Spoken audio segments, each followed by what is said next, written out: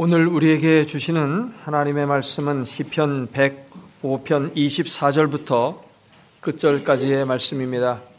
여러분과 제가 한 절씩 교독합니다. 여호와께서 자기의 백성을 크게 번성하게 하사 그의 대적들보다 강하게 하셨으며 또 그의 대적들의 마음이 변하게 하여 그의 백성을 미워하게 하시며 그의 종들에게 교활하게 행하게 하셨도다. 그리하여 그는 그의 종 모세와 그의 택하신 아론을 보내시니 그들이 그들의 백성 중에서 여호와의 표적을 보이고 함의 땅에서 징조들을 행하였도다. 여호와께서 흑암을 보내사 그곳을 어둡게 하셨으나 그들은 그의 말씀을 지키지 아니하였도다. 그들의 물도 변하여 피가 되게 하사 그들의 물고기를 죽이셨도다. 그 땅에 개구리가 많아져서 왕의 궁실에도 있었도다. 여호와께서 말씀하신즉 파리 때가 오며 그들의 온 영토에 이가 생겼도다. 비 대신 우박을 내리시며 그들의 땅에 화염을 내리셨도다. 그들의 포도나무와 무화과나무를 치시며 그들의 지경에 있는 나무를 찍으셨도다. 여호와께서 말씀하신즉 황충과 수많은 메뚜기가 몰려와 그들의 땅에 있는 모든 채소를 먹으며 그들의 밭에 있는 열매를 먹었도다. 또 여호와께서 그들의 기력의 시작인 그 땅의 모든 장자를 치셨도다. 마침내 그들을 인도하여 은금을 가지고 나오게 하시니 그의 지파 중에 비틀거리는 자가 하나도 없었도다. 그들이 떠날 때 애굽이 기뻐하였으니 그들이 그들을 두려워함이로다. 여호와께서는 낮에는 구름을 펴사 덮개를 삼으시고 밤에는 불로 밝히셨으며 그들이 구한 중 메추라기를 가져오시고 또 하늘의 양식으로 그들을 만족하게 하셨도다. 반석을 여신즉 물이 흘러나와 마른 땅에 강같이 흘렀으니 이는 그의 거룩한 말씀과 그의 종 아브라함을 기억하셨음이로다. 그의 백성이 즐겁게 나오게 하시며 그의 택한 자는 노래하며 나오게 하시고 여러 나라의 땅을 그들에게 주시며 민족들이 수고한 것을 소유로 가지게 하셨으니 이는 그들이 그의 율례를 지키고 그의 율법을 따르게 하려 하심이로다. 할렐루야. 아멘.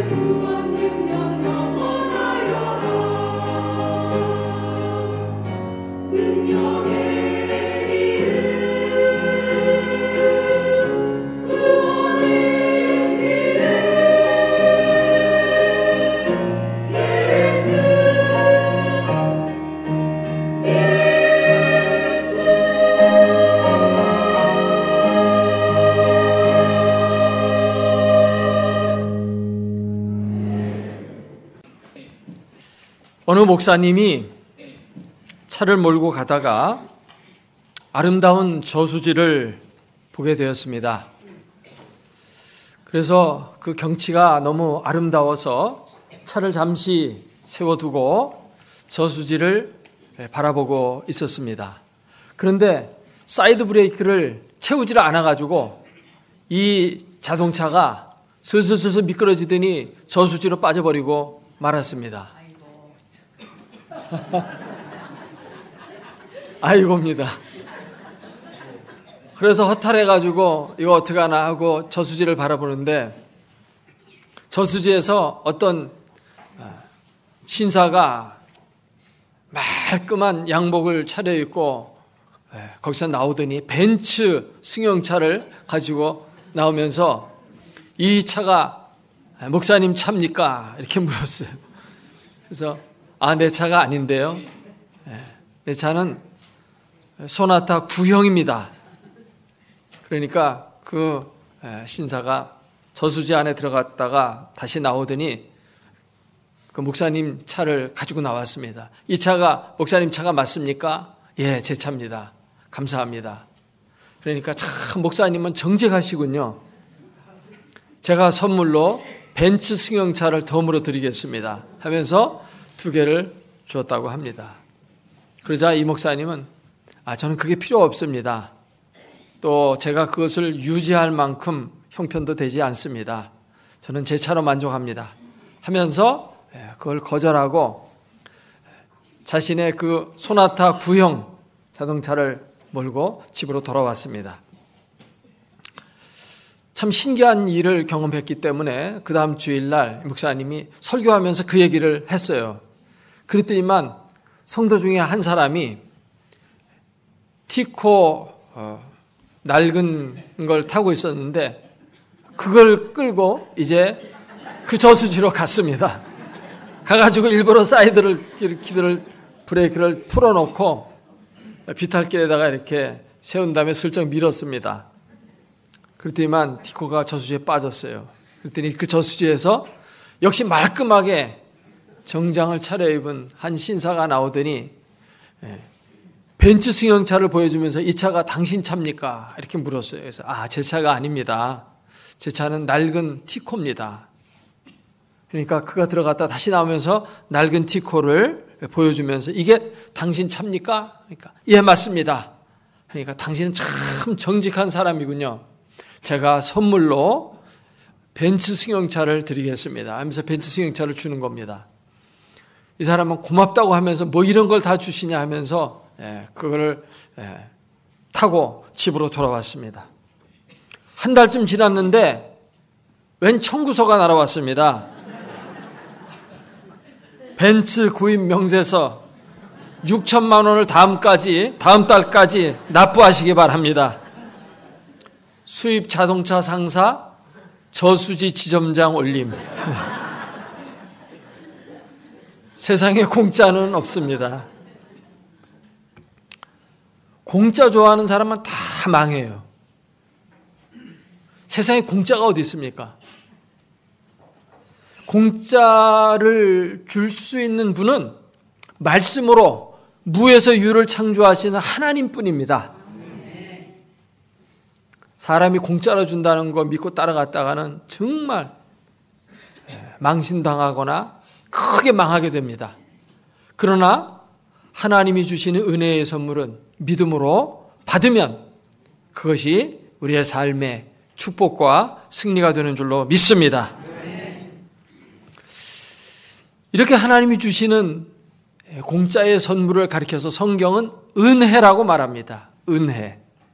값없이 주시는 선물, 그게 은혜예요.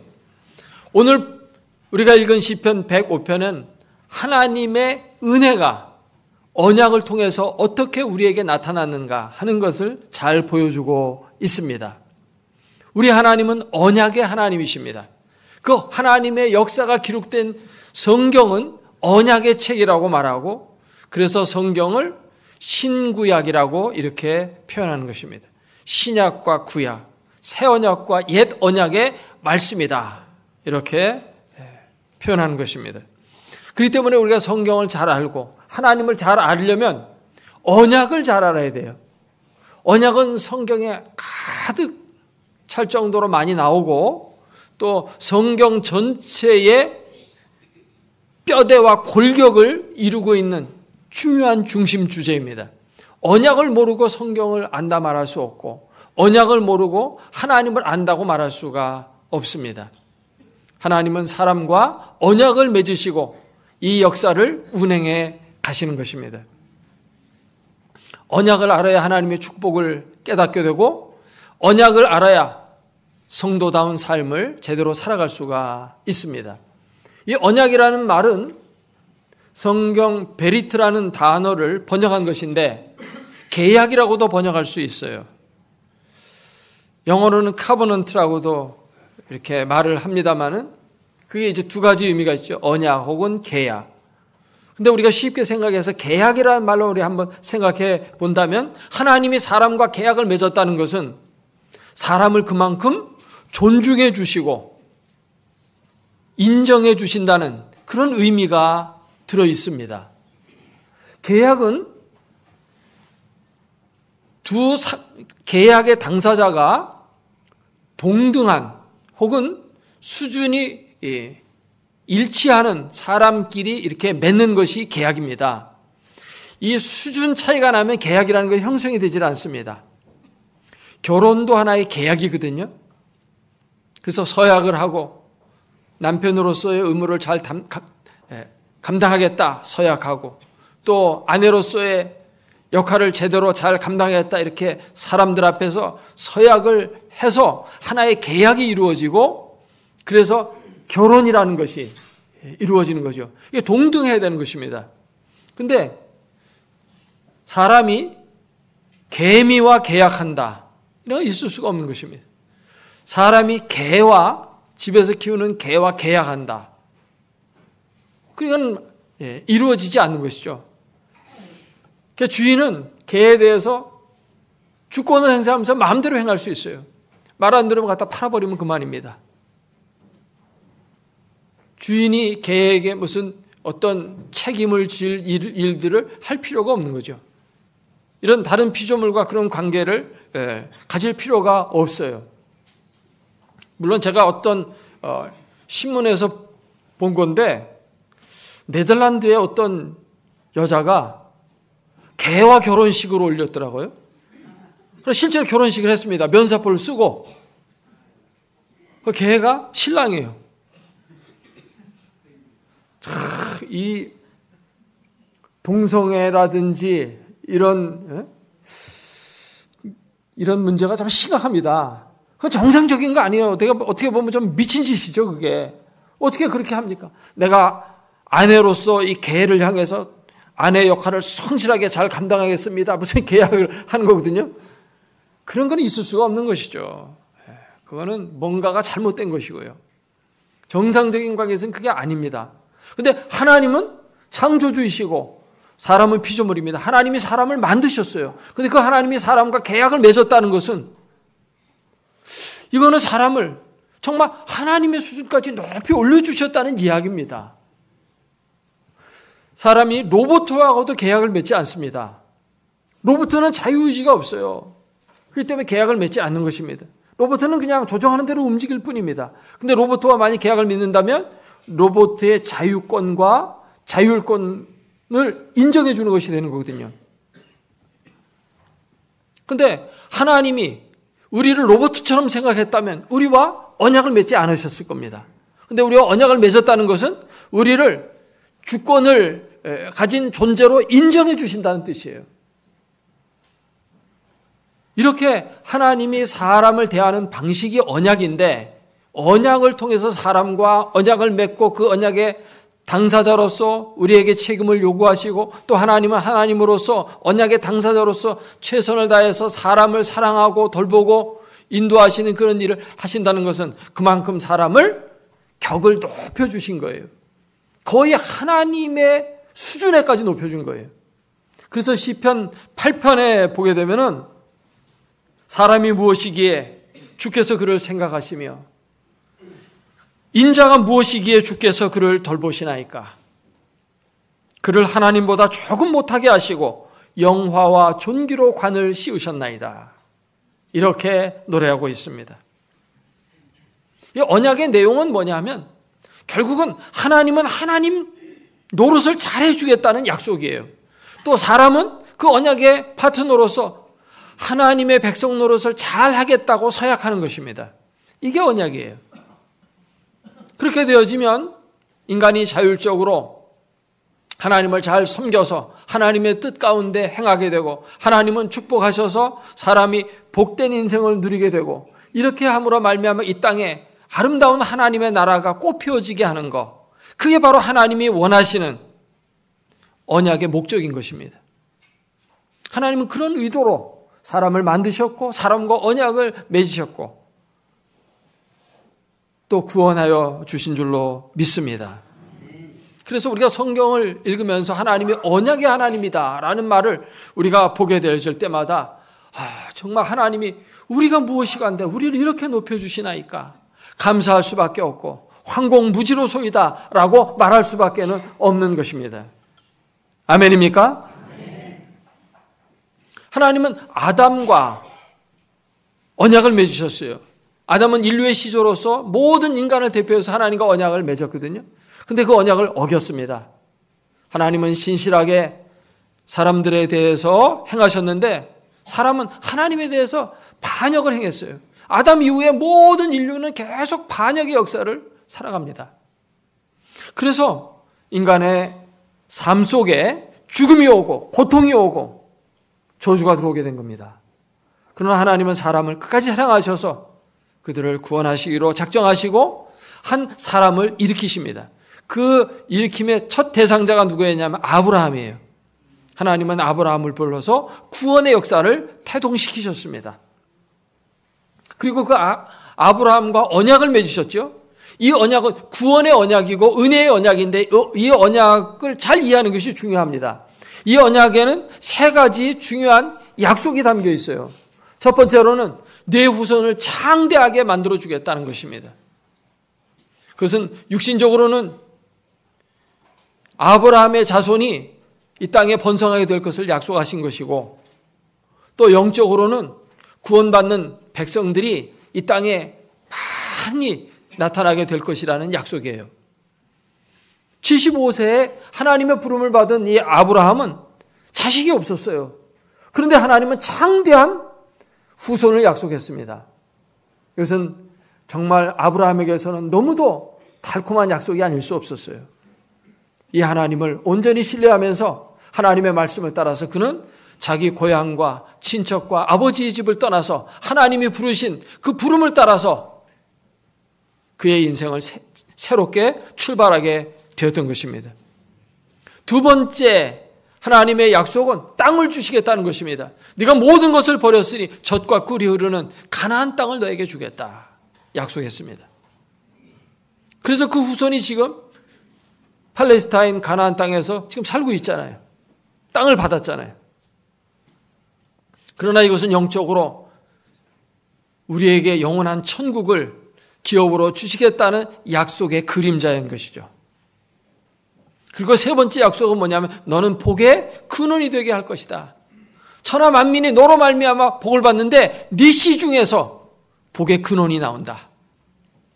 그 씨로 말미암아 온 세상 만민이 복을 받게 된다 이거죠. 근데 그 복은 뭡니까? 신약에 와서 그것이 밝히 드러나는데 그것이 바로 영생의 축복입니다. 할렐루야. 오늘 말씀은 아브라함의 언약이 육신적으로 성취된 것에 대한 기록이고 그것에 대한 찬양입니다. 하나님께서는 아브라함에게 약속하신 그대로 이스라엘 백성을 창대케 하셨습니다. 오늘 읽은 말씀 24절이 바로 그것을 우리에게 알려줍니다. 24절 말씀을 다시 한번 같이 읽어보도록 하겠습니다. 여호와께서 자기의 백성을 크게 번성하게 하사 그의 대적들보다 강하게 하셨으며, 하나님은 자식이 없는 아브라함에게 아들을 약속하면서 창대한 후손이 된다고 그랬는데 그 민족이 얼마나 창대해졌는지, 그들이 이집트에 들어가서 살 때 처음에는 70명이었어요. 야곱의 자식들이 70명이었거든요. 근데 그들이 출애굽하면서 나올 때 숫자가 장정만 60만 명이었습니다. 그러니까 노약자들, 여성까지 합치면 200만 명이나 되는 창대한 민족으로 번성했던 것을 우리가 알 수가 있습니다. 하나님의 약속이 성취된 겁니다. 이스라엘 백성이 애굽으로 내려가지 않았더라면 아마 이스라엘 민족은 이 땅에 존재하지 못했을 겁니다. 왜냐하면 가나안 땅에 이미 7 족속이 살고 있었고 거기에 나라가 있었고 7 왕이 있었고 거기에 많은 거민들이 살고 있었거든요. 70명이라는 한 가족이 그곳에서 살다 보면 그냥 거기에 흡수되고 말지 하나의 민족이 되기는 어려웠거든요. 그래서 하나님은 그들을 이집트로 보냈던 겁니다. 고센 땅이라고 하는 곳에 이집트인들과도 혈통이 섞이지 않게 따로 살게 했어요. 이집트 사람들은 농사를 지으면서 살았습니다. 그래서 유목민들을 좀 경계하고 가증스럽게 생각했거든요. 그래서 이스라엘 사람들은 따로 고센 땅에서 살게 됐고 그곳에서 순수한 혈통을 지키면서 크게 번성할 수가 있었습니다. 그곳에서 430년 동안 지내는 동안에 얼마나 번성했는지 오늘 말씀해 보니까 이집트 사람들보다 더 강성했다 이렇게 말하고 있거든요. 물론 표현이 이래서 그렇지 뭐 숫자가 더 많은 것은 아니었겠죠. 그러나 굉장히 강성해졌어요. 하나님께서 약속하신 첫 번째 약속이 성취가 된 겁니다. 이제는 그들에게 약속의 땅을 주시는 두 번째 약속을 실현하실 때가 되었어요. 그래서 그들을 출애굽시키려고 하는데 이스라엘 백성들이 출애굽하면서 나오겠습니까? 안 나오겠습니까? 아마도 안 나올 가능성이 더 높아요. 왜냐하면 그 이집트에서 탈출해 나가는 것도 그렇고 그거 쉬운 게 아니거든요. 또 가나안 땅에 들어가게 되면 거기 땅이 비어 있어야지 들어가기 쉬운데 거기에 가나안 7 족속이 살고 있고 아낙 자손들이 성을 크게 쌓고 거기서 살고 있어요. 그들은 철병거를 가지고 있었어요. 그들을 쫓아내고 그 땅을 차지하는 것은 더더욱 힘든 일이었습니다. 그런데 지금 이집트에서 편안하게 살고 있는데 430년 동안 살아왔는데 그래서 나가기가 싫었을 것입니다. 그래서 하나님은 나가도록 하기 위한 방편으로 폭군 왕을 세우죠. 바로 왕이 이스라엘 백성들이 굉장히 번성하게 되니까 그들을 향해서 폭정을 행하게 되죠. 강제노동을 시킵니다. 비돔과 람셋을 건축하게 하면서 아주 아침부터 저녁까지 계속 노동에 시달리도록 그렇게 혹사시켰어요. 뿐만 아니라 이스라엘 민족이 더 이상 번성하지 못하도록 하기 위해서 태어나는 사내 아기는 전부 죽이라고 명령합니다. 그러니까 거기에서 더 이상 살 수가 없는 것입니다. 그들은 고통 속에서 하나님께 부르짖었고 하나님은 모세와 아론을 보내서 그들을 출애굽시키시죠. 홍해가 그들의 앞을 가로막았지만 육지처럼 건너가게 되고 이 이스라엘 백성들을 이제 이집트 왕이 내보내야 되는데 내보내기가 싫은 거죠. 그들을 노예로 쓸 수 있는데 내보낸다는 것은 참 마음에 내키지 않은 일이죠. 미국에서 흑인들을 노예로 삼았을 때 흑인 중에서 많은 사람들이 막 탈출해 나가잖아요. 그러면 주인들이 끝까지 쫓아가서 잡아옵니다. 옛날에 뿔이라고 하는 영화가 있었어요. 거기 보면 쿤타킨테라고 하는 주인공이 자유를 찾아가지고 흑인인데 도망치는 그 장면이 나오는데 정말 너무도 힘들게 도망가거든요. 한 민족이 다 빠져나가면 노동력이 크게 손실이 오잖아요. 그러니까 그거를 거부하는 것입니다. 그래서 하나님은 그 이집트 땅에 재앙을 10가지를 내리죠. 오늘 본문 내용이 거의 그 내용입니다. 10가지 재앙을 쭉 내렸다는 이야기입니다. 이집트의 나일강을 핏물로 하나님이 바꿔버리셨어요. 그래서 그 안에 있는 물고기들이 다 죽어나갑니다. 나일강은 이집트 사람들에게 있어서는 신과 같은 존재였습니다. 나일강이 가져다주는 그 물이 농토에 이제 물을 공급함으로 말미암아 농사가 잘 짓게 되었거든요. 그 나일강에서 나오는 많은 물고기들이 또 그들에게 식탁에 오름으로 말미암아 먹을 것을 해결해 주잖아요. 그리고 나일강 때문에 기하학이 발달되고 그렇게 해가지고 이집트는 고대 4대 문명의 발상지가 될 정도로 크게 번성했습니다. 그게 다 나일강 덕택이에요. 나일강을 신으로 생각했는데 나일강 물을 갖다 피로 바꿈으로 말미암아서 나일강이 신이 아니다. 여호와 하나님이 참 신이심을 나타내 보이셨던 것입니다.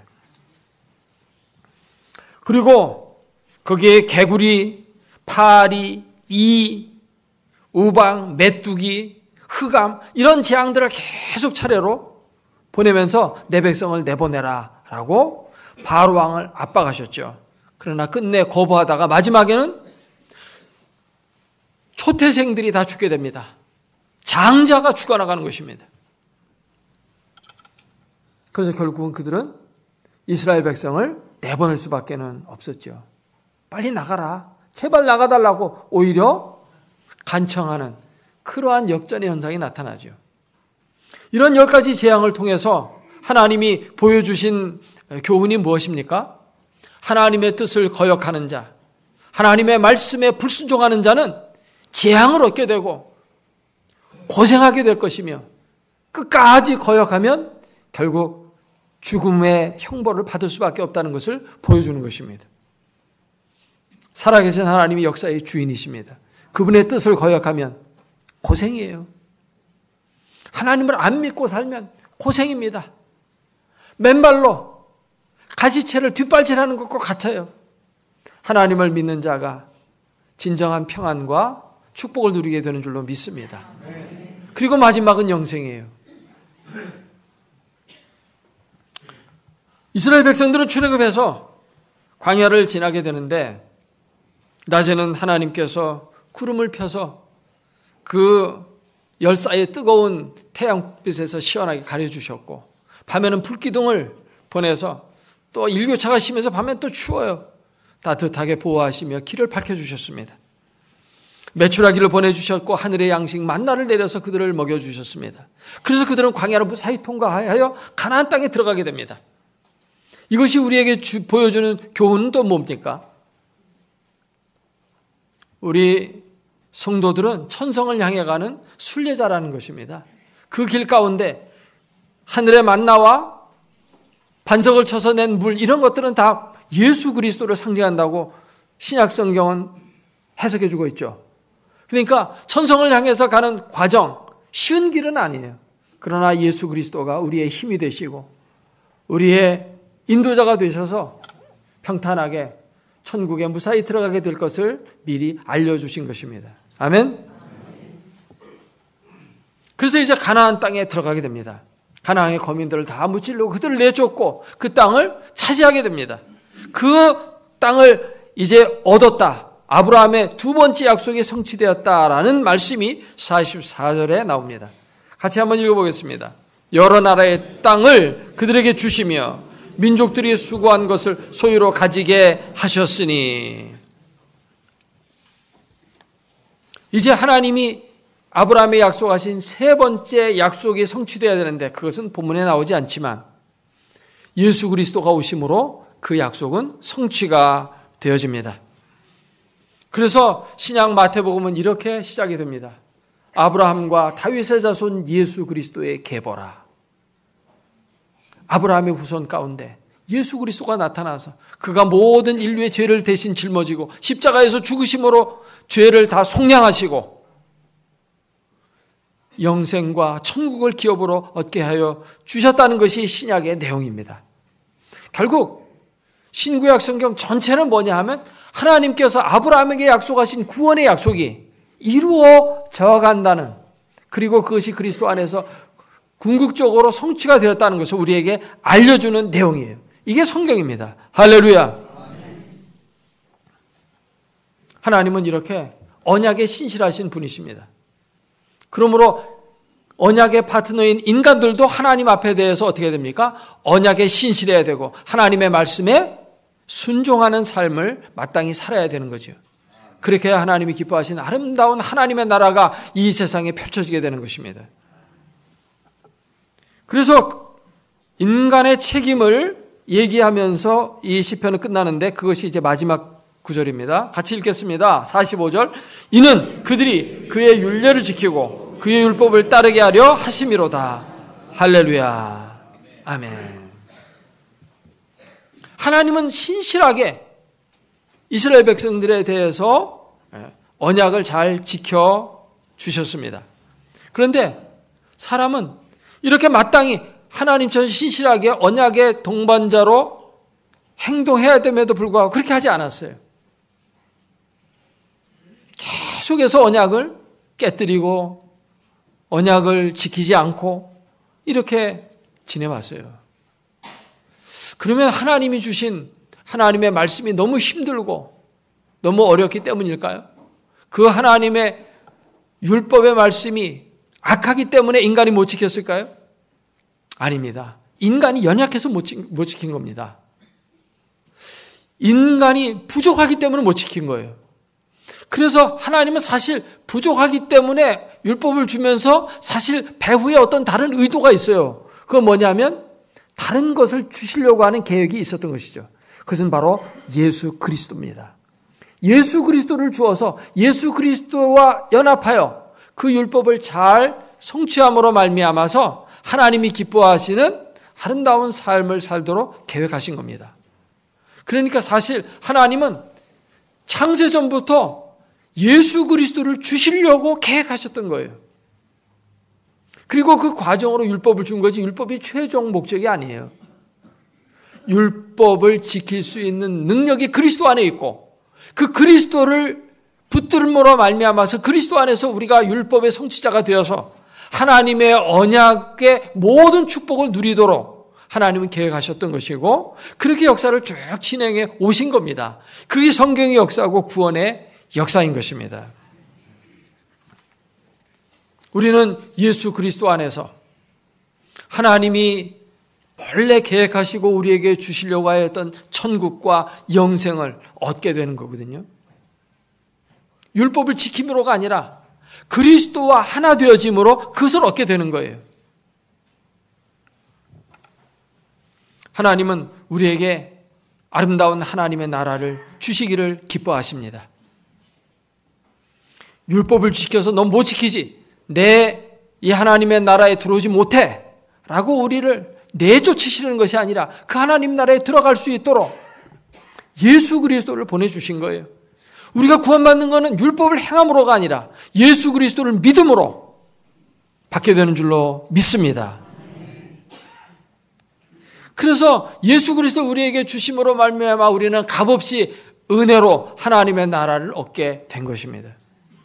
하나님 나라 안에는 영생이 있고 기쁨이 있고 말로 닿을 수 없는 행복과 축복이 있습니다.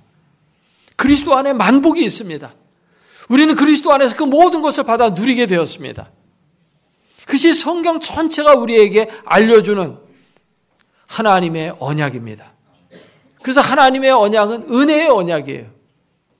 선물로 주시는 거예요. 율법은 우리에게 이 예수 그리스도에게로 가라고 알려주는 이정표와 같은 것이에요. 율법이 우리를 권하는 게 아닙니다. 구약에 있는 사람들 가운데서도 많은 사람들이 이거를 알았거든요. 그러나 이것을 잘못 이해한 사람들은 율법으로 구원을 받는 줄 알고 율법에 매여 있음으로 말미암아 구원에 이르지 못한 것입니다. 그래서 예수 그리스도를 거부하고 오히려 율법을 붙들므로 말미암아 예수님으로부터 정죄를 당했죠. 그들이 누굽니까? 바리새인과 서기관들. 그들은 오히려 예수님을 십자가에 못 박았어요. 우리가 하나님의 은혜의 언약을 잘 이해해야 됩니다. 우리가 하나님께서 우리에게 주시고자 하시는 것은 축복이고 선물이지 결코 우리를 고통스럽게 하려고 하는 분이 아니셔요. 그렇기 때문에 우리가 하나님의 은혜의 언약을 잘 이해하면 우리의 삶은 기쁨과 감사의 삶이 됩니다. 찬송과 영광을 돌리는 삶이 되어집니다. 그래서 이 시편 105편 1절과 2절을 우리 같이 한번 읽어보면 그것이 이제 잘 드러나 있음을 알게 됩니다. 1절과 2절을 같이 한번 읽겠습니다. 여호와께 감사하고 그의 이름을 불러 아뢰며 그가 하는 일을 만민 중에 알게 할지어다. 그에게 노래하며 그를 찬양하며 그의 모든 기이한 일들을 말할지어다. 우리는 하나님께 감사할 것밖에 없어요. 우리가 하나님의 형상을 따라 지음받은 것, 이것도 우리가 노력해서 얻은 게 아니라 하나님의 은혜의 선물로 우리를 이렇게 만들어 주신 겁니다.